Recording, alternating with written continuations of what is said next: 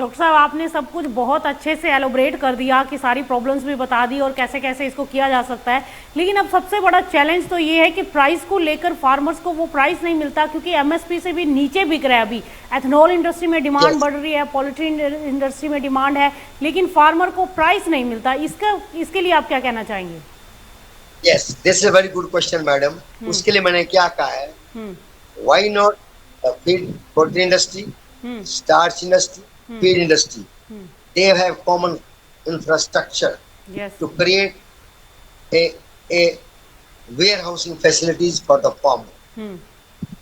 on the support of the government, hmm. or some private sector should come in the field. Hmm. They should create environment. infrastructure, hmm. storage of maize, and the dryer facility. They should hmm. put dryer in there. Hmm. Maize को dry करें 14% पर, हम्म। it will normal condition में रखें, no need of hmm. cold storage. Hmm. And maize is such a crop, doesn't, it will not remain more than 1 year because hmm. it is a consumable. Hmm. Either consume the industry or it will be exported, because hmm. we are very close to strategically Nepal है, Thailand है, China है, हम्म। आपका बांग्लादेश है, लंका है। ये सभी country, they always look toward us because the cost of transportation is very very low.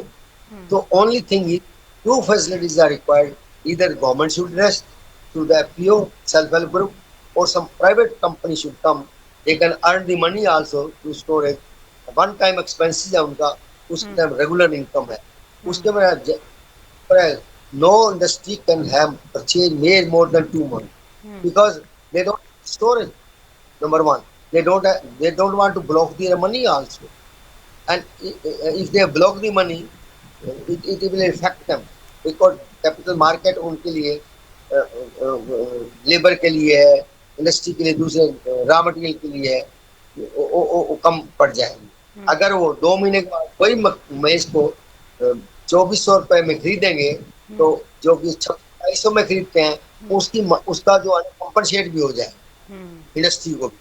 और जो अगर वन टाइम अगर जो भी इंडस्ट्री है मिल करके, गवर्नमेंट के साथ मिल करके, या जैसे आजकल तो बहुत बड़े बड़े ग्रुप आ गए हैं जो वेयर हाउस क्रिएट करें। बिल्कुल। और मेज तो ऐसी है, इजिली स्टोरेजेबल है, नॉट लॉन्ग टाइम स्टोरेजेबल है, एंड टाइम क्रॉप ले रहे हैं मेज की। आपको मुश्किल से 2 महीने स्टोर रखना पड़ेगा। इन द मीन टाइम आपका रबी मेज आ जाएगा, इन द मीन टाइम कुछ स्प्रिंग आ जाएगा। बिल्कुल। तो 2 महीने तो आपको, ये नवंबर में हार्वेस्ट होता है मेज आपका, नवंबर में हार्वेस्ट होता है, तो फार्मर जो खरीदता है उसको दिसंबर और जनवरी के लिए खरीदता है, ठीक है, 2 महीने के लिए। उसके बाद फरवरी मार्च में मेज फिर आना शुरू हो जाता है, तो उसके बाद उसको वो नया मेज मिल जाएगा। उसके बाद अप्रैल मई में आपका विंटर मेज, स्प्रिंग मेज आ जाता है, जिससे क्या हो जाता है, आपको ज्यादा समय तक रखने की जरूरत नहीं है। Hardly 2 to 3 months storage is required by the industries, and the farmer को भी उसको फायदा हो जाएगा। जो उसका प्राइस 1800, 1900, 1200, 1400 में आता है, क्योंकि देखो फार्मर की खेती जो है ओपन स्काई में, ठीक है, वो कोशिश ये करता है जल्दी से जल्दी इमेज में हाई मॉइस्चर में लेकर के जाकर मंडी में डाल दूं, ठीक है। और उसके बाद की फैसिलिटीज भी नहीं है स्टोर के लिए, उसको फिर अगली क्रॉप भी लगानी होती है। तो वो ड्रायर की फैसिलिटीज क्रिएट करें, मेज को ड्राई करें, भाई देखो तुम्हारा मॉइस्चर 25% पार आया था, ठीक है, अब मैं ड्राई करके इसको रख रहा हूँ, आपका वेट इतना हो गया है,